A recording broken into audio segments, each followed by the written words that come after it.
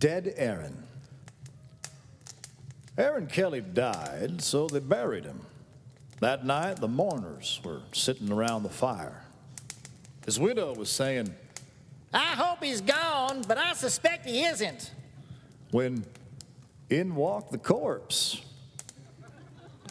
The corpse sat down between his widow and the lead mourner and said, What's all this about? You all act like somebody's dead.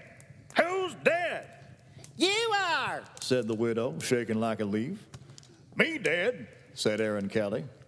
How come? I don't feel dead. The others told him, You don't feel dead, but you look dead, Aaron. You better go back to the grave where you belong, No, said Aaron. I'm not going back to any grave until I feel dead. With that, he moved closer to the fire and started trying to warm his hands and feet, all the while giving a chill to the room that hadn't been there before.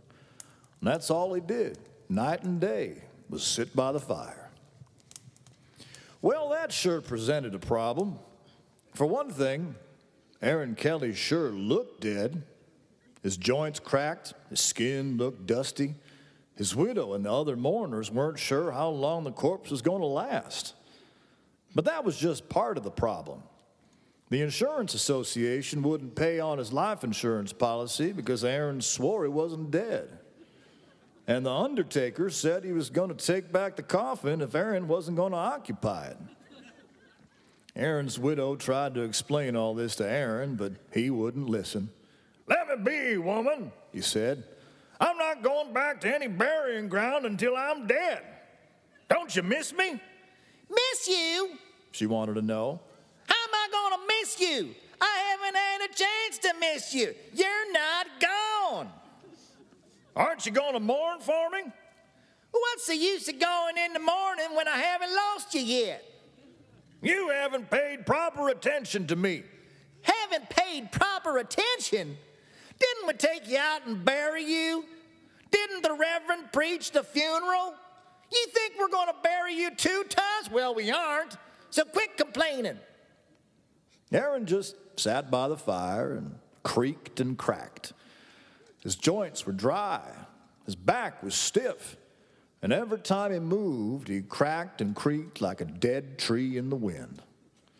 One night, the best fiddler in town came to court the widow. He sat on one side of the fire, and Aaron sat on the other, trying to warm his hands and feet and creaking and cracking. The fiddler grew tired of hearing Aaron creak and crack. The widow was tired of the whole situation. How long do we have to put up with this dead corpse? She wanted to know. How long do we have to wait until he molders? How long do we have to sit by our own fire, you and me and him? But the fiddler didn't have any answers. By and by, Aaron Kelly rose and stretched and said, This isn't much fun.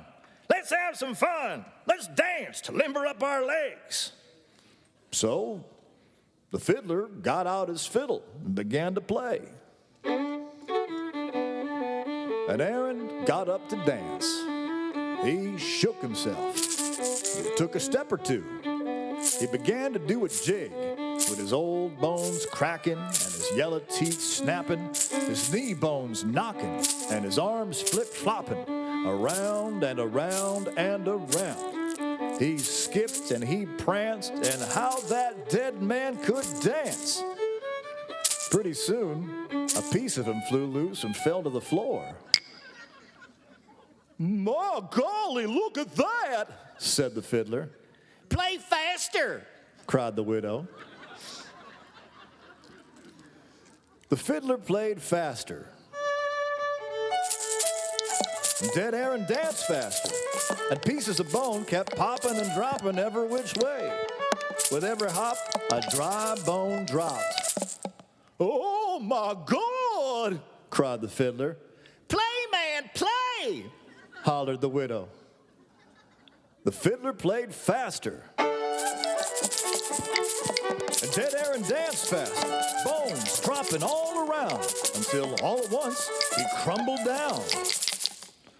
And there dead Aaron lay, just a heap of bones on the floor, except for the bald head which danced by itself, grinning at the fiddler. Play faster yet! Cried the widow, but the fiddler wasn't interested in playing for a grinning, dancing skull. Oh, widow, I gotta go get me some more rosin for my bow, he said, and he took off running.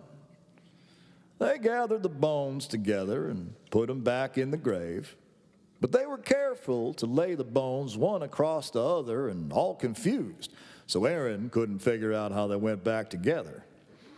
After that, dead Aaron didn't get up out of the grave anymore. The widow remained a widow from that day on, though.